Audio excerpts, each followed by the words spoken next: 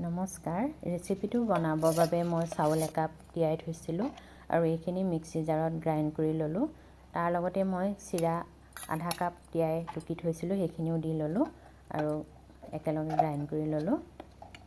বাতি এটাতে উলিয়াই লৈছোঁ আৰু ইয়াৰ লগত মই সৰু বাতি এটাই দৈ এবাতি দি দিছোঁ আৰু সেই একে বাতিৰে মই চুজি এবাতি দি দিছোঁ আৰু অকণমান নিমখ দি ল'লোঁ আৰু এচামুচ ৰিফাইন দি এইখিনি ভালদৰে ফেটি ল'ম। অকণমান পানী দি ল'লোঁ, বেকিং আধা চামুচ দি ল'লোঁ আৰু ভালদৰে ফেটি ল'লোঁ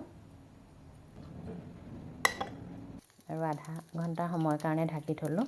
এইফালে মই টাৱাখন পাতি তেল দি ল'লোঁ। তেল গৰম হ'লত গোটা জিৰা দিলোঁ, পিঁয়াজ দিলোঁ আৰু সৰিয়হ কেইটামান দি ল'লোঁ, নৰসিংহ পাত দুখিলামান দি ল'লোঁ আৰু আদা ৰচুন অলপ থেতেলিয়াই দি ল'লোঁ। ইয়াতে বুট দালি দি ল'লোঁ। এইখিনি মই অকণমান বইল কৰি লৈছিলোঁ আৰু বইল কৰা আলু দুটা দি ল'লোঁ, লগতে নিমখ হালধি জলকীয়া দি এইখিনি ভালদৰে লৰাই পানী অকণমান দি সিজাই ল'লোঁ আৰু ঠাণ্ডা হ'লত মই এনেদৰে দীঘলীয়াকৈ লাড়ু কৰি ল'লোঁ।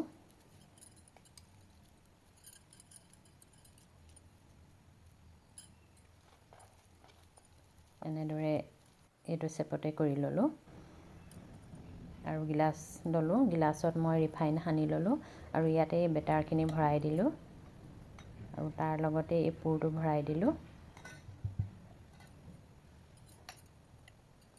আৰু আমি অকণমান ঢকিয়াই দিব লাগিব গিলাচটো, তেতিয়া ধুনীয়াকৈ ছেট হৈ যাব বস্তুখিনি আৰু এয়া ভাপত সিজাই ল'ম। তাৰ বাবে মই কেৰাহীখনত পানী দি ল'লোঁ আৰু পানী উতলিলত ষ্টেণ্ডত মই গিলাচ দুটা বহাই 20 মিনিট এনেদৰে সিজিবলৈ দিলোঁ আৰু ঠাণ্ডা হ'লত এনেদৰে গিলাচৰ পৰা উলিয়াই ল'লোঁ